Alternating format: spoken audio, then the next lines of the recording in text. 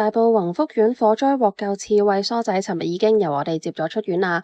感謝大圍寵物醫院嘅幫忙，醫生話佢留院期間一切正常，只係唔肯自己主動食嘢，但係其餘水分、呼吸速率、臨床表徵等等望落都正常。只係由於冇驗血同埋冇 X 光，所以未能排除有其他隱藏疾病。但係鑑於刺蝟要 X 光驗血需要全身麻醉，所以我哋都放棄咗，而選擇繼續觀察。醫生都話未來24至48小時仍然都係危險期，要我哋繼續密切觀察。梳仔都好叻仔，喺姑娘手上面一啲都唔驚。喺度再次感謝醫院提供嘅免費醫療服務。由於主人暫時居住嘅地方唔可以有動物，所以梳仔喺宏志閣解封之前將會同我哋一齊住住先。見到 settle down 咗之後，其實佢一切都好穩定，已經開始安心預備瞓覺覺。等我哋熄晒燈嘅時候，佢仲開始出嚟八卦，想跑輪。只不過一影佢就唔跑啦。尋晚開埋罐頭，佢都未肯自己食嘢，但係醫院開嘅營養護仔都肯食嘅。姑娘首先輔助餵食，然後夜晚嘅時候靜靜雞佢都自己食晒啦。